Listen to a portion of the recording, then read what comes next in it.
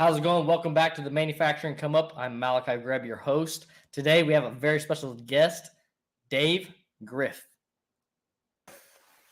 Did I get it right? You got the first half of it right. Typically, the ITH is also pronounced, but I have only been called worse things, so I am happy to join you with whatever last name we have on there. Well, I'm glad to have you today.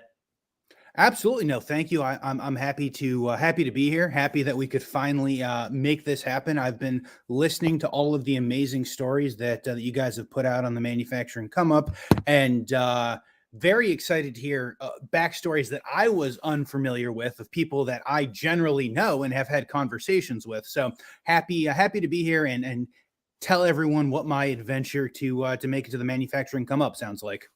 Yeah, I'm definitely excited to hear it because as some people probably already know, you guys are also making an impact in the industry. If you would kind of start off by giving us a little rundown on that.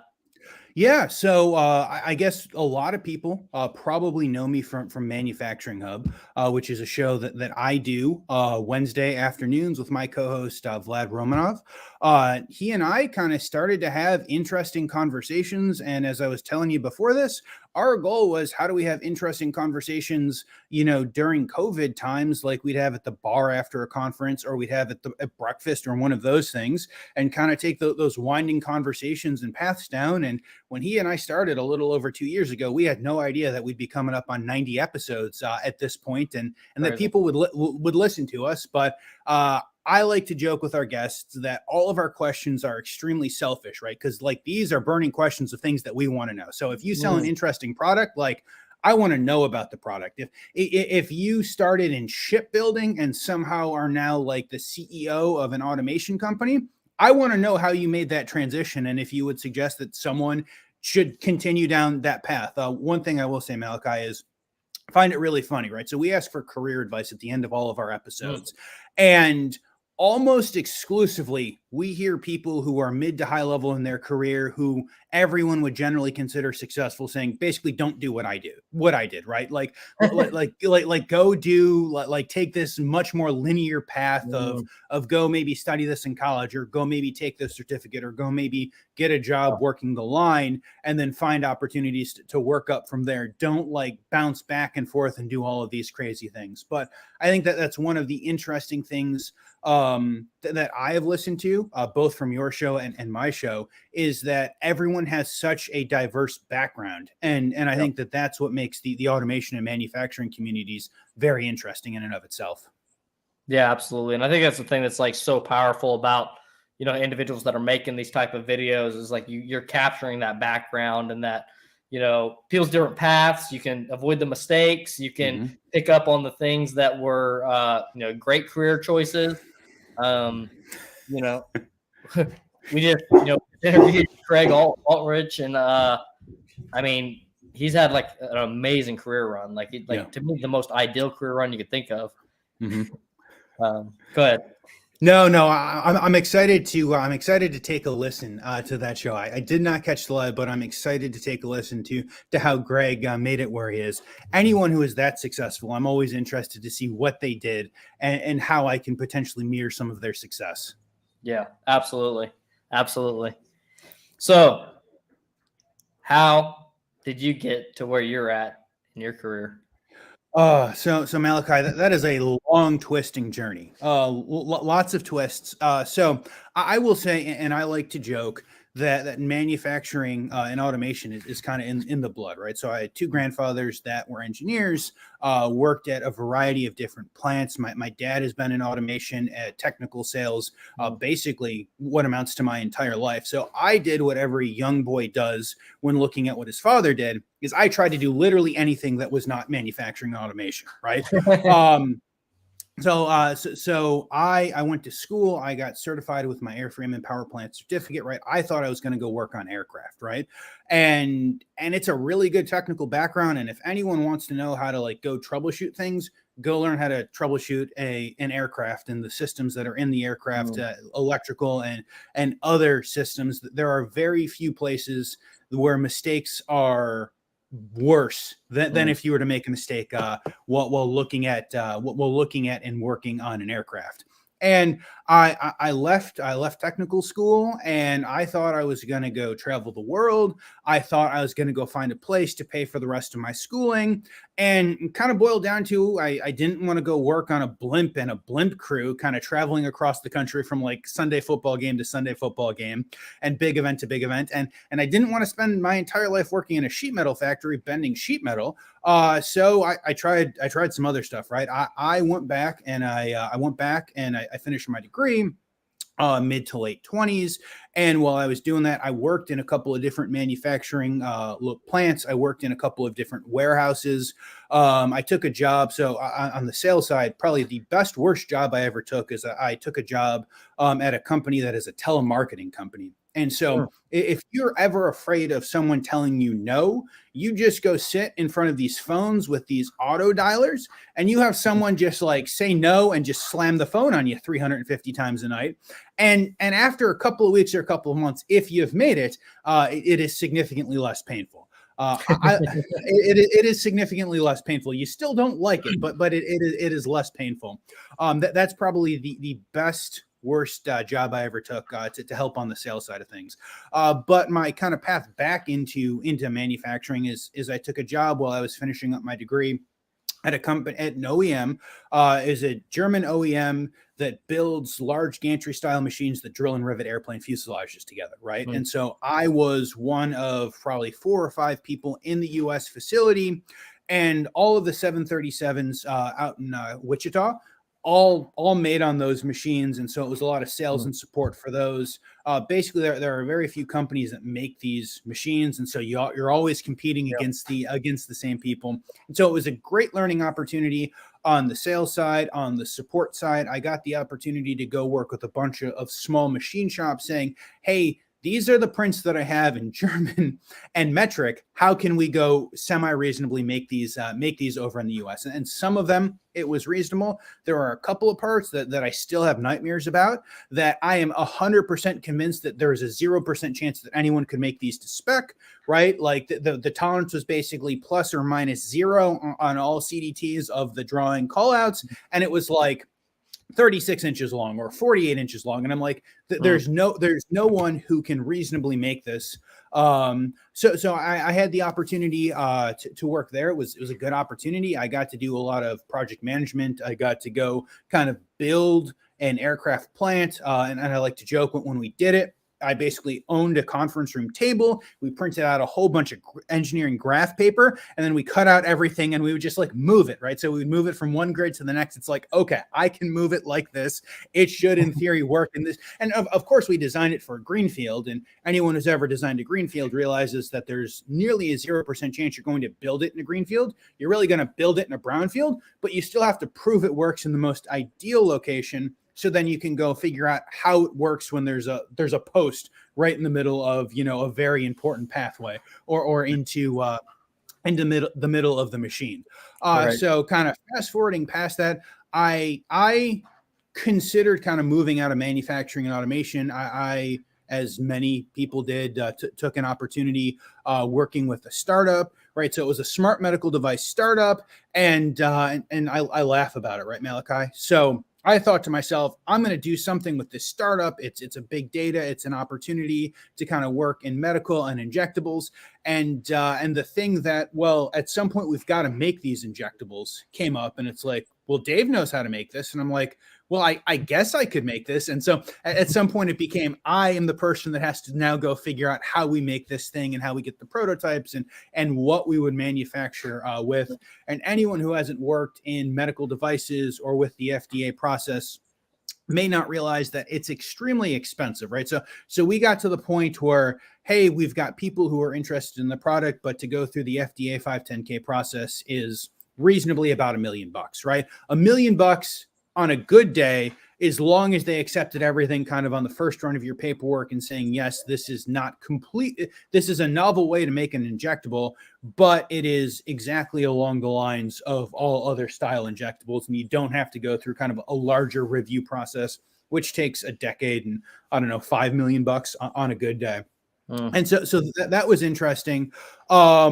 I guess kind of long story short, we didn't have $1 million and we weren't willing to give up 80 or 90% of the entire company to basically go work for someone else for the next 5 years to try to make this come true. So I took a job working in distribution. I took a job in the Mid-Atlantic. I was working with the distributor manufacturer's rep. I kind of helped to build and rebuild their supply chain. And then with the same organization, I took a job working as an applications engineer. So got to get back to the hardware. It was an interesting group. They do a lot of process automation, which is not something that I had a ton of experience with. So very little like PLCs, but a lot of process automation. We did a lot of Steam. Met a whole bunch of people who there are basically, I don't know, like 12 people in the entire Mid-Atlantic through Northeast that design basically all of the Steam systems for every major city, which is how lots of places kind of heat everything, municipal buildings, etc. And so that was an interesting opportunity. And I kind of looked at it and it was, hey, this could be a job that I could work for the rest of my career. I could go take a territory, but I wanted to kind of take that next level. And so kind of the rest of my story amounts to, hey, how can I get higher in the ecosystem and understand what we're actually trying to do with manufacturing facilities. So I kind of left that. And I will, as a side note, say one of the major reasons we left that is my wife and I wanted to go travel. We wanted to go travel. We wanted to kind of live wherever that we wanted to live. We had spent the 2 or 3 years in the Mid-Atlantic going and driving everywhere that we could possibly go and drive, and spending every long weekend and vacation everywhere drivable to the greater Baltimore area. And it's like there's so much of the US and the world that we want to see. So kind of as the precipice of taking this next job is how can we become nomads and travel around and be wherever we want to be. And so I spent the next 2.5 or 3 years running a systems integration company. So we were basically focused on the MES, so the manufacturing execution system level. And so a lot of that was education, right? So a lot of that was education and sales. And it was right at this transition that I started getting into video. I talked on someone else's show a couple of weeks ago. The first video I ever made wasn't even me in it, right? So I conned one of the sales engineers to go talk about this video. It was what was it? It was like an RTD, right? And the RTD was connected to some Banner wireless radios. And so they bounced what amounted to like 3 feet across the table. And then from that, it went from there into like a Red Lion HMI, and someone did some custom Crimson programming in there. And like and there was like a glass of ice water. And so we dipped it in the ice water and we showed as the temperature went down on that side.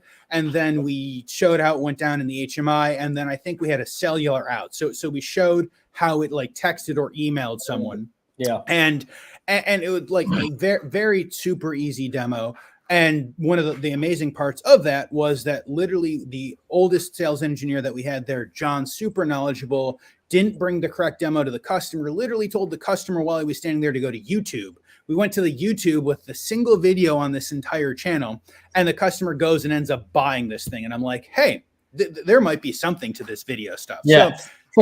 Yes. So that led me down to doing, I don't know, a couple hundred like talking head videos, a lot of it on manufacturing execution systems, what I would now call manufacturing intelligence, a lot of it on SCADA, kind of deploying those systems from pulling sensor data in, creating a SCADA, basically a visualization for a line or 10 lines across a number of different facilities, and then kind of pulling that up into the MES, the manufacturing execution system layer, doing OEE, doing track and trace, doing kind of those in ordering to help contextualize what that data was. And around that time, I realized that we need to really help contextualize what that data is. And that is kind of a big gap in the market.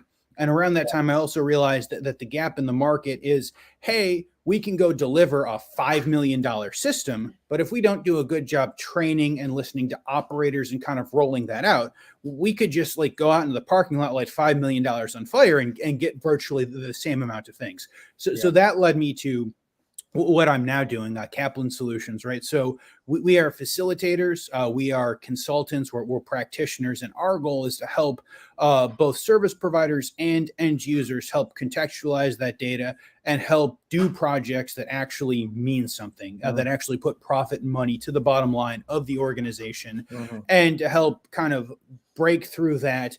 This is a list of requirements. Now that we've come up with a list of requirements, let's go bid it out. And maybe 6 to 18 months later, we get something. Hopefully it's the thing that we actually thought it was going to be.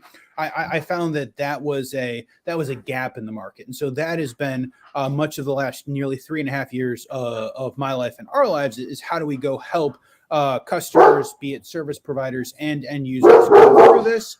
Everything from point solutions to what we would call kind of an industry 4.0 or digital transformation initiative.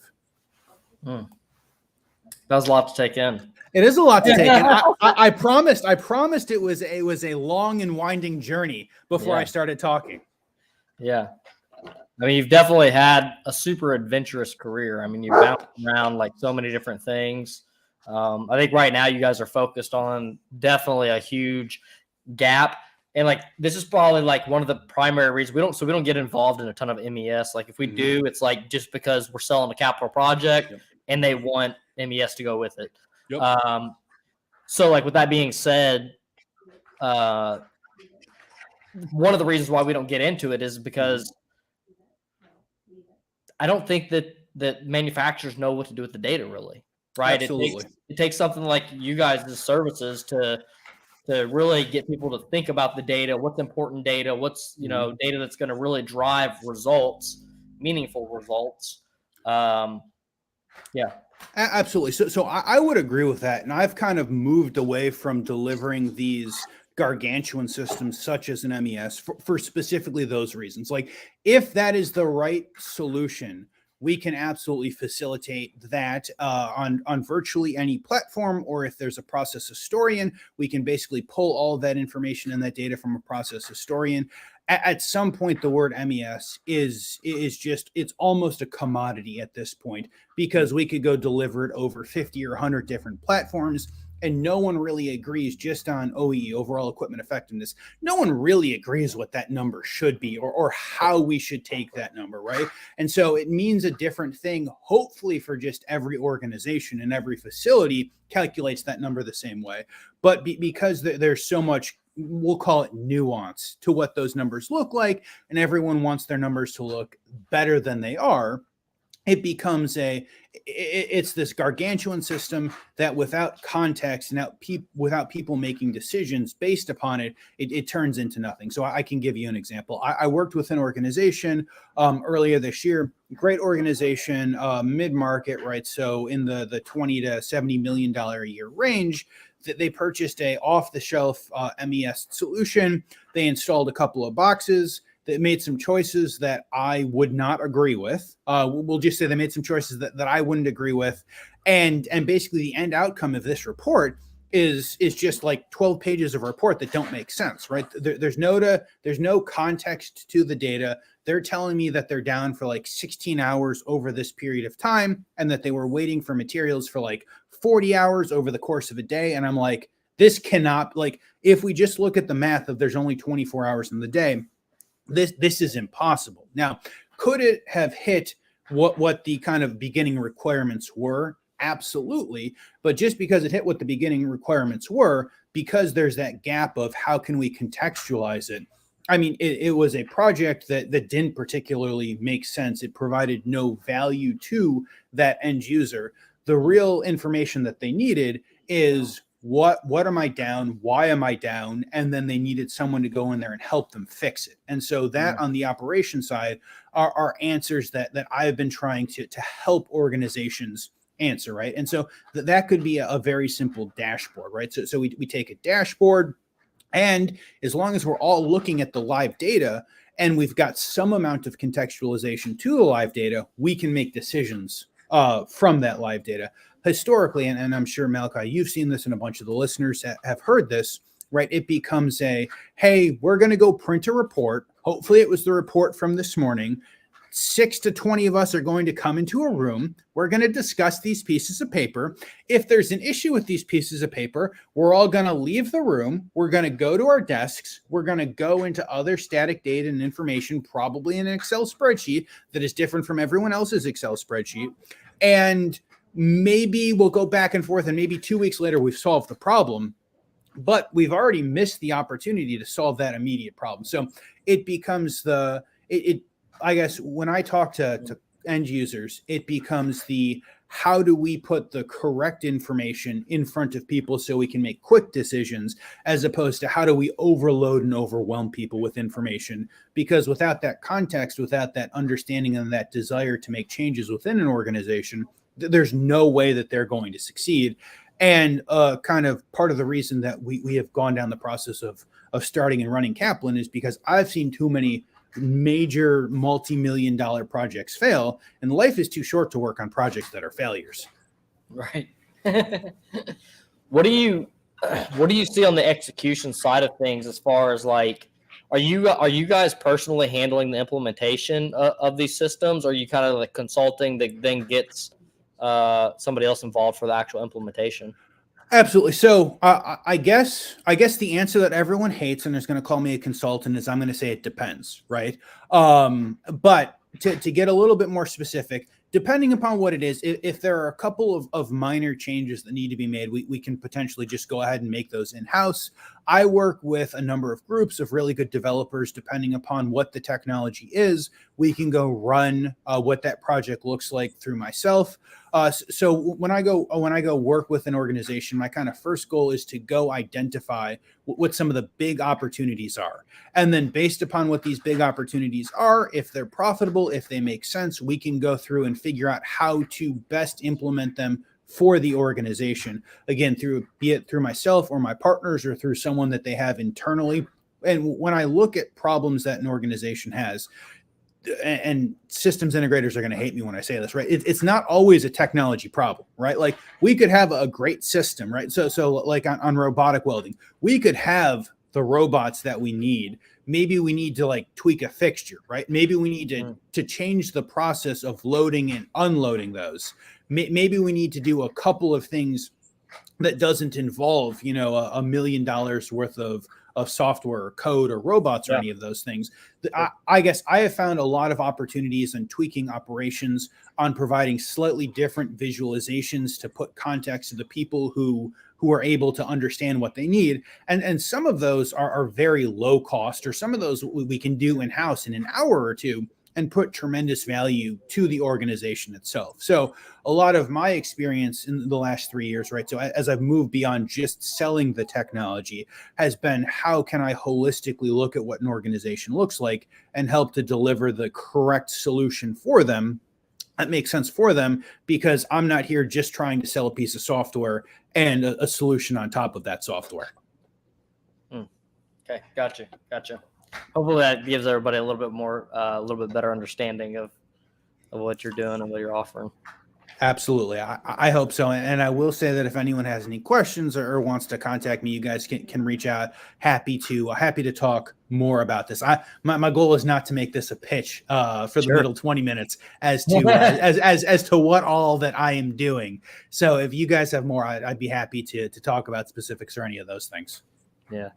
Me personally, I love the topic. It's one thing that's a little bit hard for me to do, because like I have a job. I'm doing this job for probably the rest of my life. Mm-hmm. So like, whenever, the manufacturing come up is really targeted towards the individuals who are career seeking or career growth seeking. And so a lot of times my personal desires and conversations are not what our audiences are. Absolutely. So let me share a couple of like themes, right? So I've made a couple of like fairly large jumps from where I've been. Like, so when I was working in distribution to working in what basically amounts to kind of running a systems integrator, like that was a fairly big jump. And I've made a couple of big jumps on some projects that I can talk about, and maybe some projects that we absolutely shouldn't talk about for NDA and other reasons, right? So when I look at opportunities, I have always looked at opportunities as the opportunities that are best for myself and my career are the ones that make me nervous, right? Mhm. So you've never programmed a PLC until you've programmed a PLC, right? There's a learning process, but you have to commit to saying, yeah, I need to do this, right? You've never programmed a robot until you've programmed a robot, or built a robotic cell until you've built a robotic cell. At some point, you have to say yes to opportunities that make you nervous, or put yourself into the position to say yes to opportunities that make you nervous. If you don't, you're never going to find what that growth looks like. And a lot of times it amounts to having hard conversations with your boss as to saying, hey, I'd like to go try this other thing. Or it amounts to, hey, maybe you've got to go make a move, a transition where I am with my career into another organization, because I'm pigeonholed into the, hey, I'm running the Bridgeport, right? But I don't want to run this. I want to go try a new CNC, or I want to go learn I want to go become a systems integrator, or I want to do any of these other things. There are very few kind of major jumps and leaps in one's career that don't amount to going and taking a chance on yourself and choosing opportunities that go make you nervous, right? So when I was leaving my job in distribution, right, the great bunch of people, I think I'd already said, a group that I could have worked the rest of my life with, and it would have been great. It would have been a stable job. All of that would have been really good. I went to work for a systems integration company that had, I don't know, 2 full-time employees at that point. And it's like, well, I don't know how we're going to do this, but it's a chance that I want to take. And we want to go be able to travel and live remotely.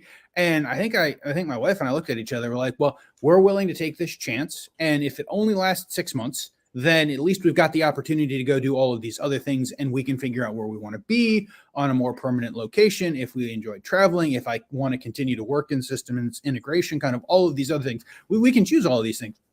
It was a pretty good 2.5, 3-year run that we had. And at one point, as I was looking to move into what Kaplan is now, I mean, one, you're worried because you're leaving a fairly stable, you're leaving as stable as systems integration ever is, right? You're leaving a fairly stable job with all of those opportunities, and you're moving into the unknown. And you probably, you don't know if you've got clients who are going to follow you until you ask them if they will follow you, at which point you're basically committed to going to do whatever it is that you're going to do. So I find kind of the big jumps are opportunities that you have to put yourself in the position to succeed.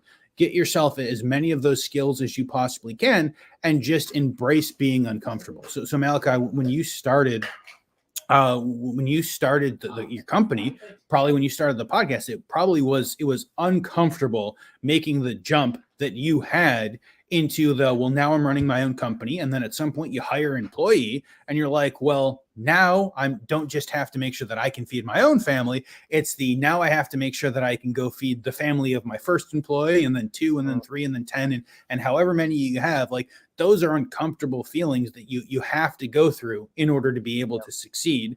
And I would imagine that most people who come on this, who are very successful, would probably say they made 1 or 2 or 100 very uncomfortable decisions over the course of their life in order to get to the point of where they are.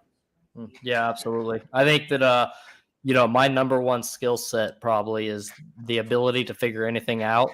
Mm-hmm. And that came from those pains, right? Like, I've been in system integration my entire career. Mm-hmm. And, it started out doing like robot refurbs, and then it moved over to, doing more of the programming, PLC, robot, then diving into electrical engineering, diving into doing risk assessments on robotic systems.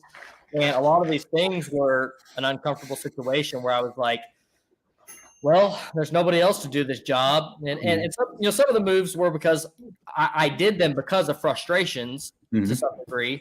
Hey, there's nobody to do this electrical drawings, or nobody can get back to me to do these electrical drawings for a week. I'll just do them myself. Yep.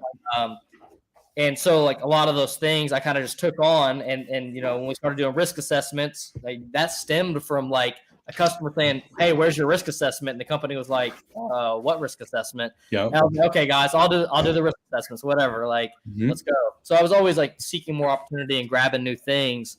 and like you said, uncomfortable positions. And like, say for the risk assessment, super uncomfortable, right? Absolutely. That's super important. You know, it's somebody's life. Absolutely, but no, I would say that there are lots of opportunities, and if you guys are looking to make a move, either to start your own company or looking to make a move into something else, look at underserved markets, right? So I would say, especially in manufacturing, there is and probably will always be a need for more people. So I guess if you're here looking and you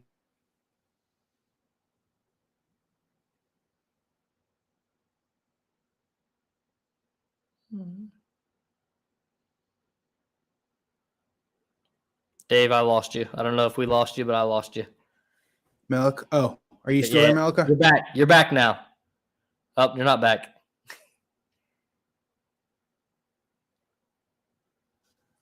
Okay. Okay, now you're back. Okay, perfect. So Okay. I had a very heartfelt thing that I probably got about halfway through. So let me try that again. If you guys are looking to get in or test out manufacturing for the first time and you're not sure, there is and probably will always be a lot of opportunities to go work within a manufacturing facility itself. So if you live close to one, I would imagine they're hiring. I would imagine they're probably paying fairly well. There may or may not be hiring and retention bonuses. And you're probably not going to get on first shift weekdays to start with, but you'll get the opportunity to go try out a bunch of different positions as an operator or maybe even maintenance or electrician tech if you have some of those skills. And there are certainly opportunities to go work your way up into other positions. So I work with a number of end users, and one they're always looking for people. And the biggest complaint that I hear from operators that have been there for a while is, hey, these new kids, they don't want to learn, right? Maybe they're always in their phone, but they don't want to learn. And I teach them a bunch of things over and over again. I have found kind of over and over throughout my career that if I pay attention and I ask questions, generally people within this community are happy to help with answers and solutions. Sometimes you're going to find that grizzled old engineer. I'm thinking of a guy named Ron who had like a really good heart, but like I had to pull every piece of information that I wanted to learn like directly out of him. But generally speaking, they're happy to help as long as you show some desire and some aptitude, and as long as you kind of learn from the things that they're telling you. So I would say kind of manufacturing facilities in and of themselves are great opportunities if you want to try something, if you want to go move around within an organization. And that gives you some experience. And if you go from hey, I've worked for, we'll call it a year as an operator or a year in the maintenance shack, then that's going to provide an opportunity to either potentially go to a new place if you want to go learn some other things, or potentially go make a move to a systems integration company. If you're kind of early to mid career and you want to learn a whole bunch of things and you want to learn what drinking from a fire hose is, you can go work for a small company, especially like a systems integrator, and you probably get 5 years of experience for every year that you work there. You're going to get involved with a bunch of different technologies. You're going to maybe for the first time in your life learn what project management is. Hopefully good project management, not bad project management. You'll learn that project management is a make or break for will this project succeed. And there's a ton of opportunities out there. It feels like most integrators that I talk with, most OEMs, generally most people, they're generally always looking for people. And if you show some of that initiative, there is certainly opportunities to go have those conversations and figure out what works for you. And the great part is that there are groups like Malachi who are doing kind of robotic welding, but there's also people doing PLCs. There are people who focus just on services for a couple of locations. There are groups that travel countrywide or internationally doing something much more specific. There is what we could say nearly unlimited growth opportunity with the things that you can learn if you want to learn. And if you don't want to learn and you're happy kind of working within a facility and having a very stable job, because again, most Not all, but most manufacturing organizations are fairly stable jobs. They're going to continue to need nearly the same number of people to run the lines and make sure that the lines continue to stay up today as they will 5, 10, 20 years from now. Then learn some exceptionally valuable skills. And at some point very soon, you're going to be one of those older operators. And it's probably not going to take more than 2 or 3 years of really good learning, because we're watching as a bunch of kind of older operators, engineers, and everyone are to the point that they're looking to retire. And so this just becomes a very good opportunity for everyone. Yeah, absolutely. There'll be a ton of growth in that space. And one of the things that you mentioned in the beginning there was knowing a direction, knowing a sector to get into. I think people choosing manufacturing as a whole gives you a great opportunity. For us as a company, one of the things I wish I would have done more is more research on the market fit, because automation is huge and it is growing, right? But absolutely, there's like sectors of automation that are growing quicker. There's sectors of automation that are easier to like gain projects and then have consistent projects after that. And then so going through your career, there's jobs that, especially as time goes on, whether it's 5, 10, 20 years from now, right? That some of these jobs may completely shift. They might turn into something just entirely different. Some of the companies might end up going out of business. That's like a small thing to keep in mind, right? And it may be that, it's this company doing this one process, and some other company that's doing the exact same thing decides to do the process some other way, and it maximizes their profitability and ability to take over complete market share. And that's something to keep in mind. And also, if you can see that, if you're like constantly just like looking a little bit and being aware, like through like tools like LinkedIn, that you may see something and say, hey, I may want to jump on that train because it looks like it's doing something. And from there, you may have like an unlimited amount of success.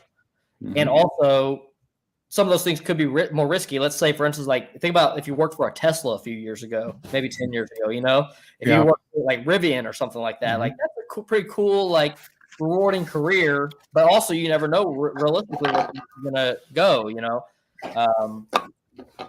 So the group I was working with had a bunch of people out at Tesla right before Elon went there and decided he didn't want any contractors left in his building and just threw everyone out. So I don't know, 5, 6 years ago, basically everyone west of the Mississippi who wanted to go work at the Gigafactory got to go out to beautiful Sparks, Nevada, outside of Reno, significantly increase all of housing prices out there.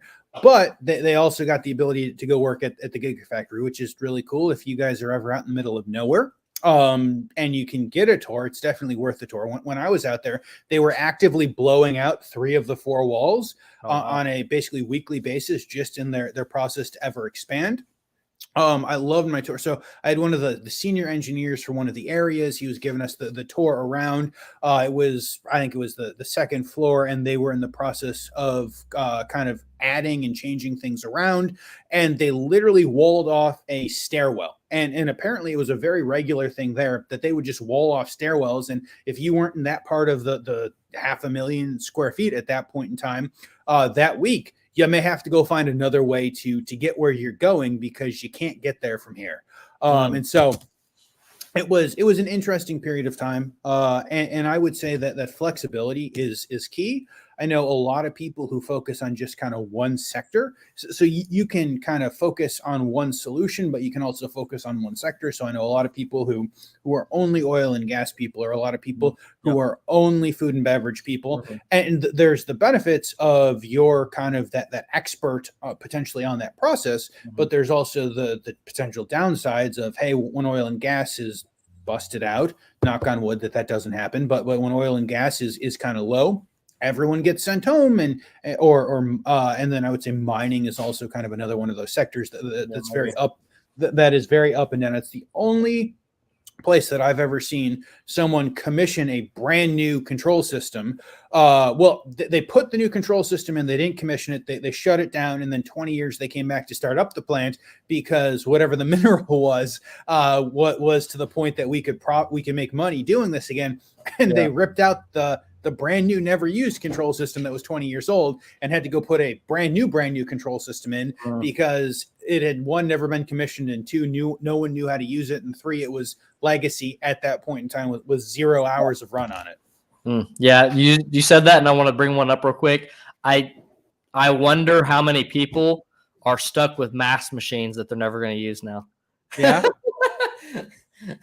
I mean, in reality, like,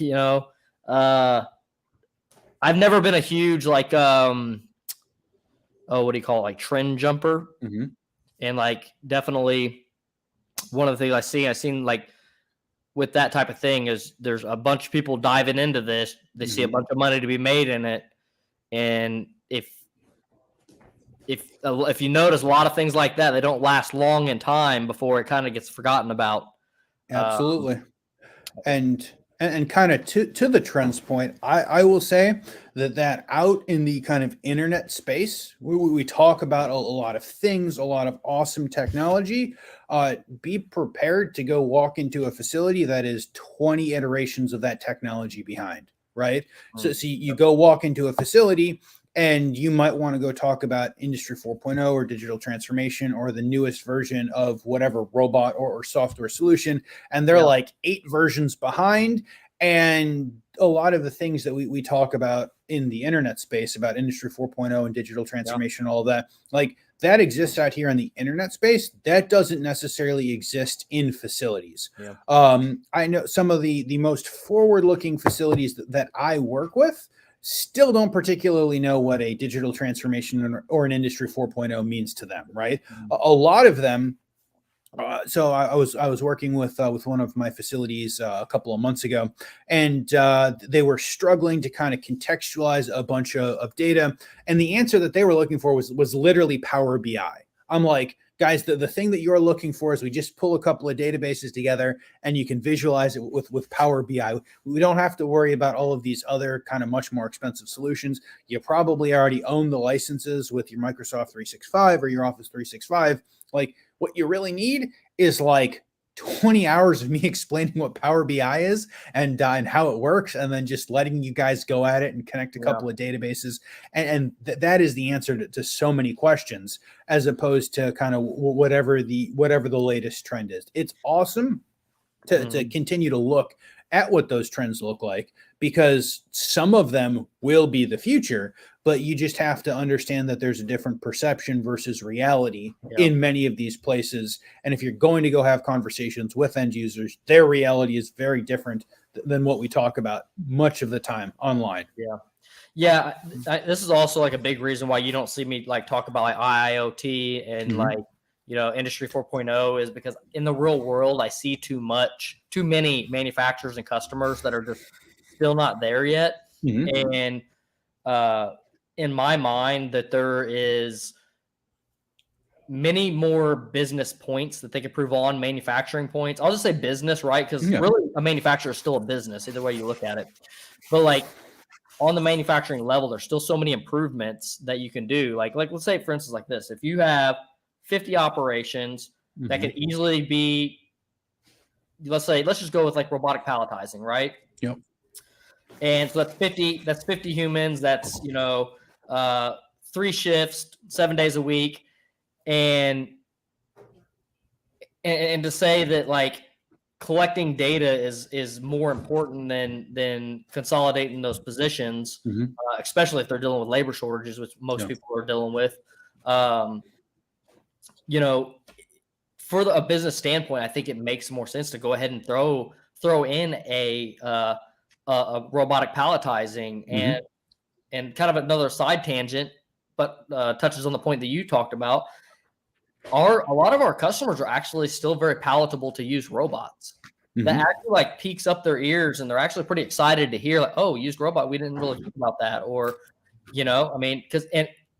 I've worked around robots long enough that a robot that's 5 years has 10, 15, 20 more years in it still, depending on what type of life it's had. And then you put it into a life where we're looking at one application right now that's a 2-second cycle, 2-minute cycle time. You're right. And like, you have a 2-minute cycle time, like that robot's going to last forever. It's, And so like things like that are still ways for like manufacturers to be very strategic and think if that makes sense, right? If you have a 2-second cycle time, yeah, you probably want to use a new robot, right? Yep. It's probably not going to last long anyway. No. But yeah, these operations where there are slower cycle time, tolerances aren't as important. Like it still makes good business decision to make investments that are not super technological. One of the things. Go ahead. I was going to absolutely agree that there are lots of opportunities to make the correct business investments. And when we talk about kind of these services and these solutions, we have to realize that the people buying them probably aren't us. They're probably not even the engineering managers, right? So we probably need to get plant manager at least sign off on kind of these large opportunities. And if you go try to sell them $1 million or $500,000 worth of palletizers, they're going to be like, okay, but why? Like, I'm not going to go write you a blank check for this. Why would I go put in a new palletizer? Like, what's wrong with my current palletizer?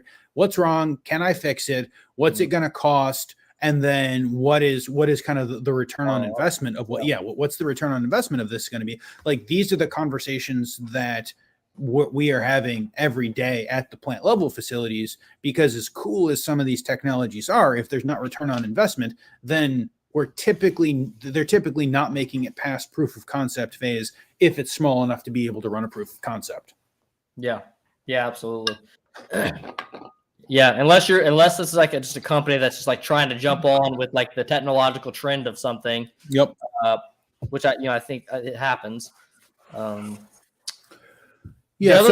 go ahead. I was going to say, so I find a lot of newer, younger, smaller companies jumping on those technological trends, right? So there has kind of been an influx of what I'll just call new money into manufacturing. I've seen a lot of co-packers especially do it, right? Like, can we co-pack better, cheaper than our competitors with newer technology, with better technology, maybe with less manual tasks along the way? So I've certainly seen co-packers kind of very focused and very interested on the technology. Sometimes it's technology for technology's sake with some of these organizations. But with much of it, like if you've got the capital to spend, you only have to hit gold like 1 in 10 times, 1 in 20 times for it to more than make sense on a particular piece of technology. And so those especially are groups that I see more interested in kind of as a service. So a lot of the IIoT or the Industry 4.0, we see people kind of selling like software as a service. I've had a couple of conversations about robots as a service or machines as a service,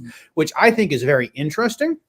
I 5 years ago was listening to plant managers argue about how they'd never put anything in the cloud because they don't believe in the cloud.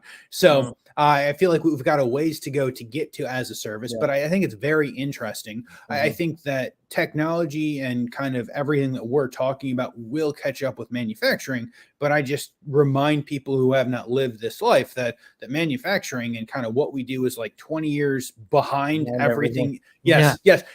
So I had a client, right? So I think that they started in 1954.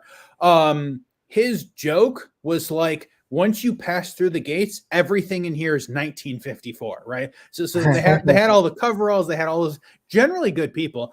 So some really strange viewpoints on things. Very interested in technology, ironically, but basically, once you enter the gates, it was 1954 on the inside, and the rest of the world was 2020 timelines. That's funny. Yeah, what you touched on, machines as a service, and I think that you're right. That's definitely one thing that's too new. I think that there's definitely a use case for it, and I think there is going to be some major success in it. I think it'll just be the adoption. It's going to take time for some adoption of that. One thing that we're actually launching here soon, we're just working on building up the model and how we want to package it exactly, but it's going to be 24/7 support as like a subscription service. And there's some level of that out there already, but I think we're going to do it in like a pretty impactful way. That's good. I've dealt, especially when you deal with like Fortune 100, Fortune 5,000 companies, they always want that kind of high level of SLA agreements. Mhm. And especially for smaller companies, those are always difficult to have, right? Like if you need, 95% uptime and you got to get back to them within an hour, and then you've got to get on site within like 6 hours or a day, that can become very difficult for smaller organizations to do. So it'll be interesting to see what you guys roll out. And if it's that impactful, I think it'll only be better for all of our end users because it'll give them the opportunity to stay up and running. And if they can stay up and running, then they should have more money to pay us next year for more awesome robots. Yeah, yeah, absolutely. Yeah, so it's been something we've been actually doing ourselves on our own Mhm. internal systems, but this is something like we're looking to deploy across like existing pieces of equipment and even like potentially legacy equipment. And there's definitely going to be Yeah. some learning that goes into it. Mhm. Uh, but in reality, like we're not necessarily, I guess, how do I put it? Like,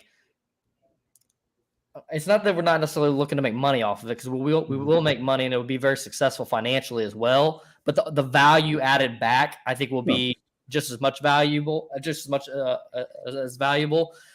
In my at least I'm not aware of a ton of different companies that offer like 24/7 support where you can Mhm. call them on the phone and say, hey, I have machine number 2022-07-26 down. I need Mhm. somebody to log into it right now and troubleshoot it. Um, but Yeah, I don't know of anyone who does it at size, right? There probably are people who do it. There are probably people who do it well. I know a couple of groups who service a couple of very specific end users that if they have that issue, they can absolutely go provide that service. But that's just because there are 3 or 4 people who never sleep, and that is where they make all their money from. yeah, Kind of at scale in mass, it is not something that I am familiar with. It's mm, something that I've had conversations around before, and it's a big lift. Anytime you go to look to do something like that, it's just always a big lift, and so was not something that I have gone down in the past, mostly because I don't want to manage 20 people whose sole jobs are potentially being able to do this. yeah, yeah. And to be honest, like the model that we're looking to put out is like it's going to be a kind of at mass only model. Like this Okay. model will only work as a business case if Mhm. we can get you know 100 contracts to do it, Yep. right? Like it's going to take because okay, I can't really get into all of it right now, but That's okay. It's your live stream, Malachi. We do not have to potentially. I will tell you that I've had lots of people on my show talk about things that they weren't supposed to talk about on live shows. So I will not go push you into going to talk about what you're talking about on the live, and you can go ahead and edit this out of the podcast if that's what you guys want until it officially launches. I mean, it's okay that it's mentioned. We just can't get too deep into the details. Wait, Yeah. I really do think in reality we will have to keep our actual internal workings pretty secretive. Yeah. I think it's gonna be that impactful. But yeah, I think on the surface level, it'll look something like maybe some normal. It'll kind of look like a regular package to some degree until we take you behind the scenes and show like in the actual sales call what it looks like. That's when people Mhm. will really see. We have a Robert here. He's asking, how can robotics be used in contract manufacturing? Oh, interesting. So, Robert, I will throw a couple of things that I have seen robotics being used in, and then I'll let Malachi, because he is the robotics expert, talk about it. So, when I look in contract manufacturing, I specifically look at palletizing, depalletizing as big opportunities. I've had conversations with a couple of groups who are looking at as a service, and I think that is the biggest opportunity. So, I worked with a contract manufacturer, as I mentioned earlier this year, and well, they had many problems, but one of their big problems is that their palletizer was basically just junk, right? Mhm. So we had conversations around, can we go remove this palletizing cell, put in a robotic palletizer, because it was a very long site, like it was I think it was 5 minutes. What Oh was wow. basically the cycle time? Yes. So that was an opportunity. And then they had what was it? It was a variety pack. So we were talking about putting a variety pack, which basically meant that they would have a bunch of beers or seltzers that they were packaging. They would come into a bunch of stations in front of the variety pack line. and they would go pick either the bottle or the cans themselves or pallet or cases of those cans, and then it would go and it would run, and then the variety pack was basically robotic arms that would go pick them and put them in the specific package and the specific location of the package. And that's what I see a lot of, kind of the low hanging fruit is palletizers, depalletizers, and kind of to that point, a lot of what I see of as a service, as a potential, because then if there's an issue with the palletizer or depalletizer, you could call someone like this guy and say, hey, Malachi, you promised that my palletizer or depalletizer would be up and running. It's not up and running. How can you go help us get up and running? Because our line's down. Yeah, absolutely. Yeah. For it depends on how long the contract is, but I think robotics can kind of have the best use case. And this is the big reason why we do so much robotics versus specialized machining, specialized machines, is because the robotic systems can be redeployed easily, right? They're a 6-axis arm. You can take it and move it around. And the other thing with that is, if it's already in mind in the engineering phase, you can do a lot of things to make the system more adaptable to being able to be used in different operations, right? If you know that this machine's only going to have a 2-year runtime and it's going to need to be moved to another location or do a different task, then with that being said, you can engineer in some things that may make it be easier to be moved around. And let's go with like a simple or a good example of like CNC machining, right? Say for instance, if you have a robot and you want to move it around to different CNC machines, one of the things that we can do is like engineer like a locking system, so that way you can move a robot around on carts, but it has locators that'll locate that whole cart into position and is a high tolerance, so that way no matter what machine you move this around to, the robot's able to adjust its program and automatically be able to run whatever the new operation is. And so there's things like that you can keep in mind. Go ahead. I was going to say, I've seen on the CNC side, I've seen and helped kind of deploy actually like gantry style robots. So these were for like very high rate, high use CNC machines. And so, I think it was a combination of the use as well as the payload necessity that they're moving big pieces of aluminum in and out of these CNCs. And so it was gantry robots. And then depending upon kind of the CNC machines, their locations, and the gantry robot, I think it was fairly regular to put like 4 or to have one gantry robot be able to have 4 or 6 CNCs within kind of the larger cell, so it could move back and forth and capture all 6 of those, thus alleviating, 2, 3, 6 humans having to go haul this 50 or 100 pound block of aluminum in and out. Yeah, absolutely. I think definitely just having systems that are the most adaptable and can potentially cover the most amount of jobs within your facility is very, very advantageous. Also too, like what type of contracts do you have? This is another big thing. Like first thing we look at when it comes to automating anything is like, what are the parts and what are the part variants that you want to run? And that's going to dictate a lot as far as the complexity of the system, right? And is it deployable to other systems? If all your parts are, you're running 100 different contracts and every one of those contracts is completely different and you can't handle a part, it can't be picked up by vacuum. Now you've got kind of have a system that is not very redeployable. Whereas like, sure, we have 100 parts, but they can all be picked up with vacuum. Okay, cool. Now we have something we can work with, and the system can be fairly redeployable in different operations. Awesome. I think we touched on Robert's question. I think we got him. Yes, Robert. I will say that if you want to talk to someone else about robots, the person to reach out to on this conversation, and it's not me. Well, thank you. So we've definitely been doing some side tangents. Let's if you got a couple more minutes, let's kind of just touch on your career a little bit more. I'm actually very curious to hear about the calling thing that you jumped into for a minute. Okay, absolutely. So what was it? So I was finishing college. and I was looking for a job that was relatively close by. And it was a company that I think they're still around. They're called Dial America, right? So I guess I should say that I grew up in Western New York, outside of Buffalo. There are a lot of really good telecommunication lines and connections, and so historically there have been a lot of call centers. It was not something that I particularly wanted to do, but I'll be honest with you guys and tell you that the pay was pretty good. And if you got people who were interested and willing and were good talking to people on the phone, you can make some okay money.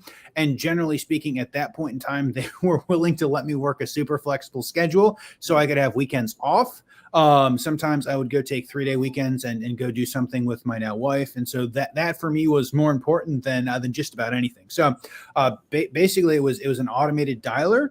I'd go in, I'd work one of 3 or 4 programs that they generally have, and it would automatically dial someone's home or cell phone. And sometimes people would pick up. And when people would pick up, there was a script.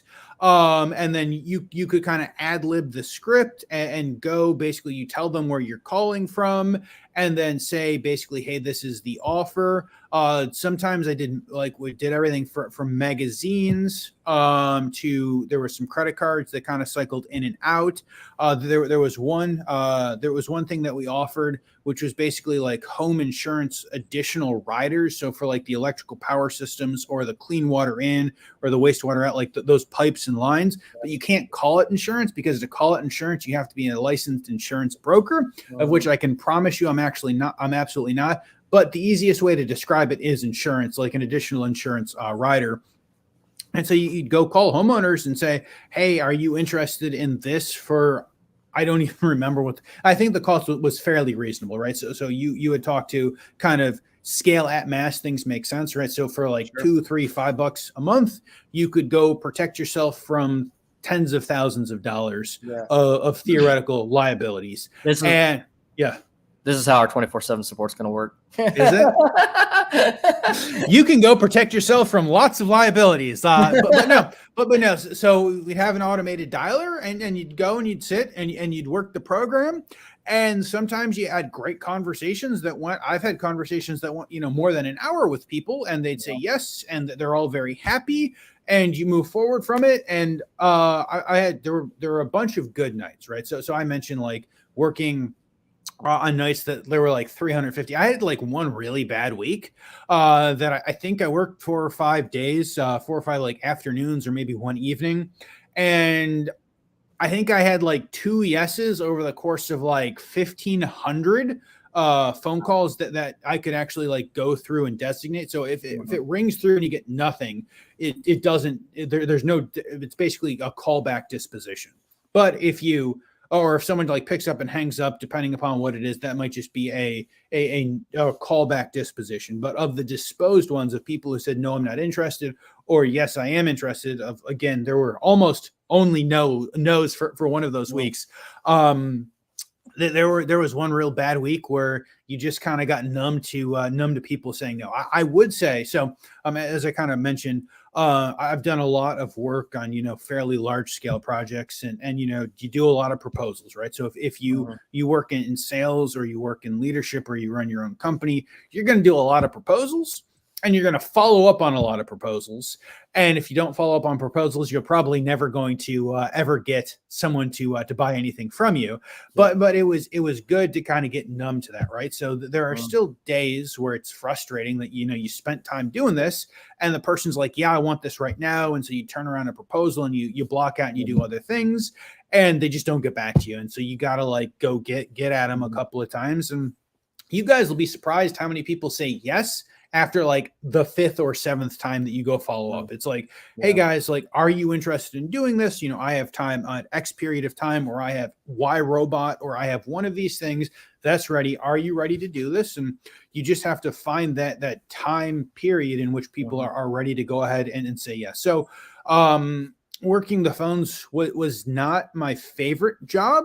It was, there were times where it was really good. There were times when it was super frustrating. But if you guys want to go learn how to sell things, or go learn to accept an awful lot of rejection, it's a really good opportunity to maybe make some extra money and to learn to get over the fear of someone picking up or not picking up the phone or saying no. Yeah, I mean, this is the exact reason why I took you back to this calling thing, even though it's outside of our industry. Mm-hmm. I've been putting in some serious debate to go like work third shift at a call center. Yeah. And to do, like you're saying, like get these reps in, or like go like do like some part-time thing to like do like gym membership sales or something like that. Because like the one, I want to be an extremely good salesperson, because I think I have in my mind, think I have a lot of good things to offer, and I'm not the best at selling them. And I kind of just, I honestly, I feel like I put my foot in my mouth on a lot of things. Where I'm like, no, you guys don't really want this. This don't make sense, right? Well, so I guess let me pause. Like there's a difference between I've got to go sell this credit card or this gym membership versus I need to do the right thing for my customer. And so let me just slightly expand upon that, right? So the right thing for your customer might not be a robot, might not be the technology solution. That's why, again, I made kind of a shift away from selling technology solutions first in my career, is because I wanted to be able to provide the right solution without worried about, hey, I got to go sell this thing or I'm not getting paid and my guys won't have any more work to do. So one, I would say building that relationship and telling people, hey, I don't think the thing that I'm offering is the right thing for you. Let me go help you find the right thing for you, is always in this industry going to be more beneficial in the end than selling them something that they don't need. Yeah. And then, so one of the interesting things that I learned, or perhaps started learning while I was working the call center, was the value of a script, right? And so basically when we had it, it was either a digital script, like all the way through, hey, Malachi, my name is Dave, how you doing? And like maybe it gives you an opportunity to kind of play upon, weather or other things, do a little bit of small talk, but before you jumped in. Yeah, sure. Basically the value of the script is not, the best salesperson in the world could go sell ice to an Eskimo in the middle of winter, and they could keep him on the phone until they said yes. Like the value of a script is not necessarily for that person. The value of the script is for the other nearly 100% of humans who need some sort of form, right? So if I'm calling and saying, hey, Malachi, I want to talk to you about, I don't know, an operational thing for your facility, like maybe ask you if you've got a couple of problems, kind of go down that point, having a script, kind of having that format, super valuable, because it's going to allow you to continue to do it over and over again. And maybe you get a whole bunch of no's. Maybe you run into the same issue and you change it up, but it at least allows you to have that same repeatable conversation over and over and over again.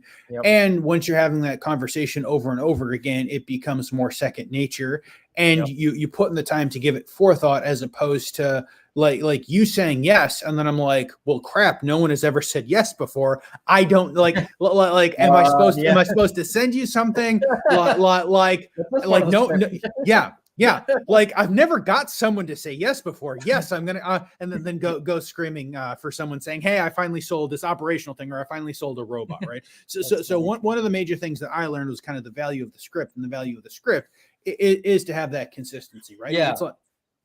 It's the, you, like you said, you got second nature with the script, because you're doing it all day, every day. Now it gives your mind the ability to have the capacity to say, okay, how can I do this different? How can I change up my words a little bit at this last part? Yep.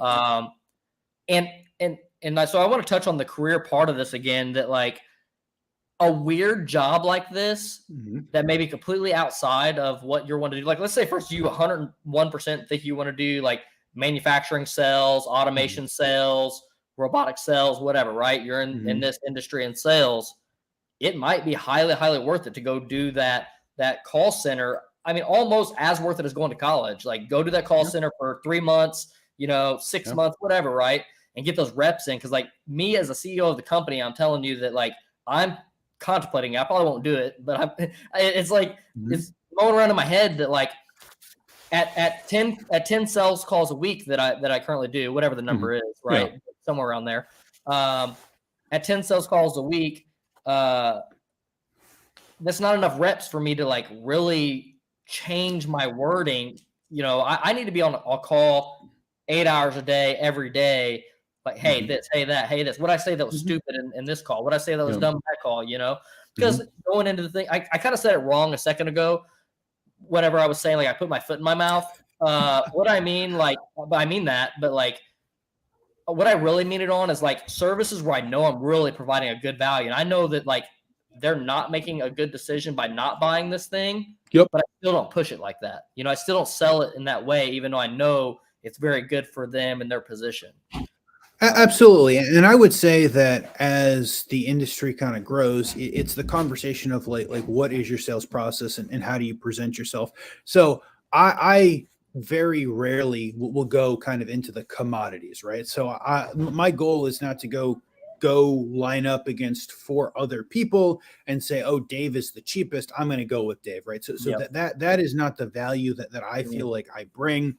I'm not going to go, dollar to dollar with this, because the things that I do, the capabilities that I have, are very different from the next 20 people Mhm. behind me. So I think that it's the sales process, and that if you can find if you can find the best opportunities, get there early, help create what the requirements look like, show value, show the end user what value Mhm. you bring, then it becomes, hey, this is the value that I can bring to your organization. I've shown you through this process. We need to continue to go through this process together so that I can continue to bring this value all the way through implementation. Yeah. And so I find that that's the important thing. And there are some groups, some people in automation, in manufacturing, who are kind of trying to drive at all the commodities, right? They're Yeah. trying to drive the dollar to, hey, this is the cheapest that I can do this and still make money. And Yeah. maybe if I do a whole bunch of bad deals, I can drive some competitors out of business, and maybe I can make a little bit more money in the medium to long term before other competitors come in, right? So like that is not my goal. That is, Right. I've worked with a bunch of integrators and other things like that on what the value prop is, and Mhm. basically really early on it becomes if your goal is to bring value to the end user, let's go find end users, let's go find projects that is the Need the correct value. opportunity. Yeah. Yeah, well, I have won projects where I've been 20, 30, 40% higher than other people, because they know the sort of work that I do. And Yeah. because they know the sort of work that I do, they're happy to go spend the money because they know that I'm going to make something that actually works, as opposed to looking at some junky requirement that they've given me and being like, well, yes, I can deploy this, but nowhere on here does it say that it has to start up, right? Like nowhere on this does it say any of these things. And Yeah. so I'm going to follow the letter of the requirements, as opposed Mhm. to, what the actual goal of the project is. So I would say it's very much kind of looking at what that is. And again, manufacturing, and I'm sure Malachi, but for everyone listening, it's very much a relationships business. Yeah. I mean, Malachi said he's probably going to be doing this the rest of his life. I have also said a number of times that I've got a good probably 20, 30 plus years to go with me before I'm done with this. But I am basically pot committed at this point, that barring some absolutely insane opportunity or something else, that like this is the group that I want to continue to work on. And you'll notice, especially as you spend more time in industries, that like the faces stay the same, the business cards change, right? So we Mhm. might be working for different people 5 years from now, and sales guys and other technical folks will absolutely be working for different people, but the same people show up at the same conferences every year, because this is the industry that we've committed to. And while this year might not be the opportunity, next year or 5 years from now can absolutely be the opportunity. There are groups that it takes 3 or 4 years sometimes to find the right opportunity to go do the project that you want to do. But when they've got the opportunity to go do the project, you're the person they're going to call, because of the work and the help and the fact that they continue to see you over and over again. Yeah. Yeah, absolutely. Like we was mentioning before, like we're kind of just now starting to find our space and where we sit in the market. And another thing that you mentioned that brought up something in my mind that was this is more of a coaching thing and a training thing, but basically something along the lines of if you are 1 to 2 levels ahead of somebody, you're like the perfect person to be coaching that person, right? And so that can be applied for like business as well. Mhm. That somebody that's 1 or 2 levels above you, they're still close enough to the same pains that you're dealing with, but they also have learned a little bit enough more that, they can provide those values back to you. So like let's say, for instance, somebody who's 5 years ahead in their career in comparison to where I'm at, or where anybody's at, right? That's a very good person to learn from. They're not too far away where like they don't even barely remember what they did 10 years ago. So I think that's a really key point. And going, like, touching on that again is like, that is potentially who like our ideal customer is, or we are their ideal vendor, right? We're willing to work with that smaller company. They're needing somebody that really needs to help them because they have no clue what they're doing. When it comes to like automating something, and maybe they've heard of it, they bought some machinery and equipment, but none of it's been like automation equipment. It's just been some machine to do the process. So I think, it's definitely valuable to think of. Absolutely. Absolutely. And I agree kind of on the coaching mentor side. I think that those are very important. If you've got people within your organization, if you've got people within kind of your greater area or group, there are a bunch of different people that you can ask. I would imagine most people, I would hope in a larger organization, there are kind of mentors or coaches kind of built in. But if you're looking for someone maybe informally looking to have conversations and bounce ideas off of each other, there are a ton of opportunities to do that. I would imagine a lot of people are always interested to kind of go have those conversations. If you are looking to start a business, the Small Business Administration and an organization called SCORE offer free mentoring from people who have generally been there before. I've had a bunch of conversations with those groups and those people, and it's super valuable. My wife sometimes calls it business therapy, right? It's like sometimes I just need to talk to someone who like doesn't intimately know me to make sure I'm not like absolutely insane. And so it's nice to have that reality check from different groups and different people. What is this again? So SCORE, and I can send you a link after this. Sure. It's a group that does kind of small business. It's a group that is part of or tangential to the Small Business Administration, the SBA. They do a bunch of webinars on like, what is this different thing within finance, and how should you set up a business, an entity, an organization. And as part of that, they've got free mentors, generally people who have been through the organization before, generally people who are successful business folks who are either retired or are looking at ways to go give back to other people who are going down a similar path to what they have done. And if you go on, it's score.org is the website you guys can go on. You guys can find people within specific industries, within specific areas, and that there are a bunch of different opportunities. As I've had these conversations, kind of the number of requests of mentees for mentors exploded during kind of the beginning of the pandemic. I don't know where they're at or how many people have the ability to take on more mentees, but like that's a very good opportunity, especially if you're going to look to start your business, to start a business. That's a great opportunity. And then beyond that, look internally within kind of the organization and the company that you work for. There are a bunch of other great services like the International Society of Automation, ISA. They've got both digital stuff, and depending upon what region you are, either really strong or less than strong kind of regional groups that go get together. And there are lots of very knowledgeable people. As I kind of mentioned earlier when I was joking about my Ron story of like a really smart guy, generally happy to go provide and give knowledge, although sometimes you got to pull it from them. I have found, maybe not exclusively, but almost exclusively, older people within our organization are looking for ways to coach and mentor and teach because they know that they've got 20, 30, 45 years of knowledge, and they're the person who does it all the time, whether within an organization or outside of an organization in an area. And they are looking for some way to kind of pass their knowledge, potentially pass some of the business that they do, some of those life lessons onto someone who is interested and willing to listen about it. Awesome. Yeah, I think that's super important to keep in mind. I tell people that, I'm kind of an introverted individual. So, me just like messaging people and especially asking for things. I hate asking for things. I don't know why, but it's like I'm introverted, and like there's also some weird part of me that's like I hate to ask for things if I don't have a thing to give you.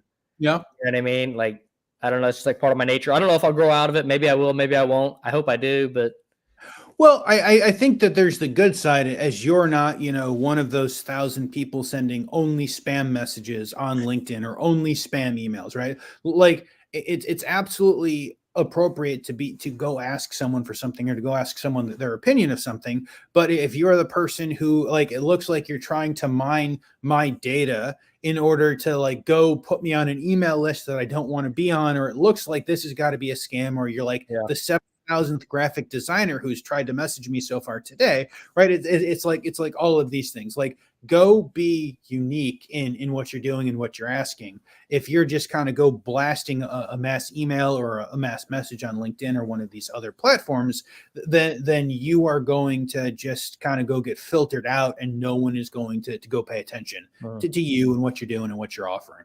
Yeah, I'm glad that you mentioned that too, because like it's one thing as a business. I've been pushing really hard to ramp up content, and now that we've got content ramped up, now I'm debating on pulling back.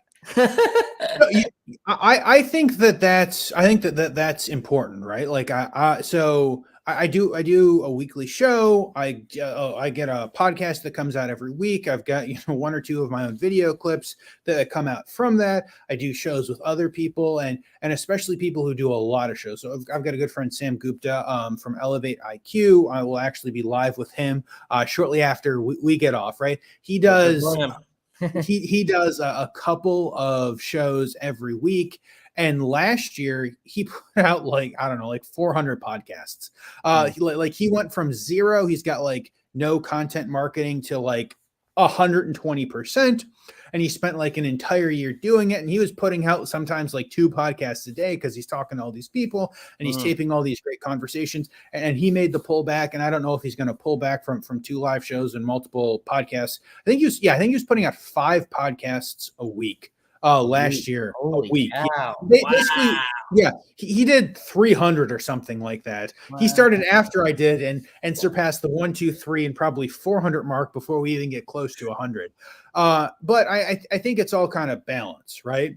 Yeah. And at some point, it's good to have a backlog of content. It's good to have people continuing to be out there to have those conversations. But it is the balance, right? Like, and sometimes we start a new project, right? Like it could even be a project, and maybe you go a little overboard on the project, and you're like, hey, I've been ignoring these 5 other things that I was kind of sort of supposed to be doing because this robotic application is super awesome, and I want to go do this application, or I need to get 4 days of just intense information to go figure out this program that I told someone maybe I already knew how to do, but now I'm going to go consume all content on the internet so that I can be semi-competent when I go have a face-to-face conversation with this client, right? So I think it's all balance. And in manufacturing, that there is certainly the need and opportunity to put out more content, right? Like there are half a dozen or 10 really good shows, or maybe closer to 20 really good shows at this point, but there is so much market and so much need. Most people look from the outside, and we are not a super sexy industry, right? Like you're wearing steel toes and a safety vest at a minimum. Maybe you're going and you're wearing, the hard hat and, company uniform when you show up on site. It is not what people think that our industry is, or that is probably best case scenario what people think of our industry. It's not the cool robotic applications. It's not the data visualization. It's not, hey, how can I connect and have a reasonable conversation with the production manager and the engineering manager and the CFO and visualize that data in a way that makes sense to everyone. Like those are things that people generally don't think about. So there's absolutely the need and opportunity to continue to make and put more content out there. And that's why I'm always so happy to see someone else is doing shows and is doing all of these other things, because it's a very underserved market. Yeah, my thought on this is like, I guess I'm like the most concerned about like LinkedIn, and because like YouTube, I don't mind just dumping stuff, right? Because it has a good searchability to it, and like LinkedIn doesn't really have good searchability, so like people are not going to go on YouTube and search like how to get a job at this or how to whatever, right? Yeah. So like with that being said, like as content comes out on LinkedIn, it's alive for a period of time and then it dies, right? Whereas YouTube, like the content will live on forever, until the market's like completely saturated, which will probably be like another 20 more years. Oh, I'm not even sure we'll get to 20 more years, but no, I would say that if you're creating content, it needs to live somewhere that is not a LinkedIn. That's kind of for anyone doing content across the board, right? Like if it's yours, it should go live somewhere that is searchable, be it, a website or your podcast website or your podcast website and YouTube. There are lots of opportunities. If you're just dumping a whole bunch of stuff on LinkedIn, you're going to get 3 or 4 days worth of traffic, and then that's going to be it. Yeah.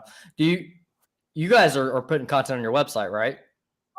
Yes. So we have a website, manufacturinghub.live.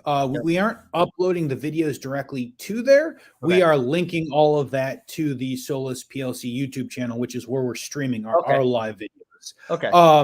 Yeah, we're nearly 90 episodes in. So we don't have 100 or 200 gigabytes worth of back-end storage of the website in order to go kind of populate all of that. So it lives on YouTube. I've got like 1 or 2 copies. We've got 1 or 2 copies that live on Google Cloud and all of those other things. So we have all of it, and our goal is to go, push it out, get it out in front of as many people. And then I don't know how good we are at posting kind of live transcripts of the live shows in order to keep those out. But that is kind of where we are at. And if you're building content, again, especially video content, find a place to put it so that people can search it from the rest of the internet. Yeah, absolutely. I agree. I think also too, like we'll wrap up here because we've been on here for a minute. But I think that's a big leverage for career seekers to post content, not just consume. Be on LinkedIn, right? I don't know where you're watching this at right now, but be on LinkedIn and also post to LinkedIn. Let people see you. Like even if you're a college student, like playing around with the robot, like let somebody know that you're out here playing around with the robot. One of those hiring managers might see what you're doing. Yep. Especially if you have any educational things to say or any intelligent things to say, that'll get noticed. Absolutely. If you are not posting, like we see lots of kind of ebbs and flow in content and the type of content that people are putting out, find some way to be unique, have some sort of voice. Find some way to be unique, have some sort of voice, even if you're, reposting interesting articles or pictures or other things that are not yours, but, you've got an interesting take on, the latest manufacturing news or trends, or you're part of a club that's doing something in robotics or mechatronics or any of those things. Finding ways to differentiate yourself and add value to people's doom scroll on LinkedIn will get you noticed. And if nothing else, they'll set you apart from people who are making those hiring and other decisions from other people who have a resume and they've never interacted with them online. Yeah, absolutely. Do you have any final valuable points to add back to the community? I would say that the community is great and that the community continues to grow. If you are not already, find a way to become part of a community, whether it's through LinkedIn, whether it's through ISA, whether it's through a local group or your college group or kind of any of those things. Building those community and making those connections are super important. And then as you're looking to go from kind of one part of your career to the next, say yes to things that make you feel uncomfortable. It will help you get to the next level, or if nothing else, it's going to help you learn if that's the sort of thing that you want to do. Absolutely. Dave, where can everybody find you at? You guys can find me on LinkedIn. That is where I connect and talk to most people. Beyond that, you guys can find me online in a couple of places. The major place I post and hang out is my website, dave-griffith.com. And then beyond that, you can find us on manufacturinghub.live, which has got hundreds and we're not quite to 1,000, but we've got hundreds of videos and podcasts and all of these things that we have posted from our weekly events. And if you guys are on LinkedIn, catch Vlad and I live every Wednesday afternoon around 4. Awesome. Guys, go check him out. He's a big influencer in our industry, and he's going to continue making an impact. Oh, thank you. Very kind words. No problem. Catch you later.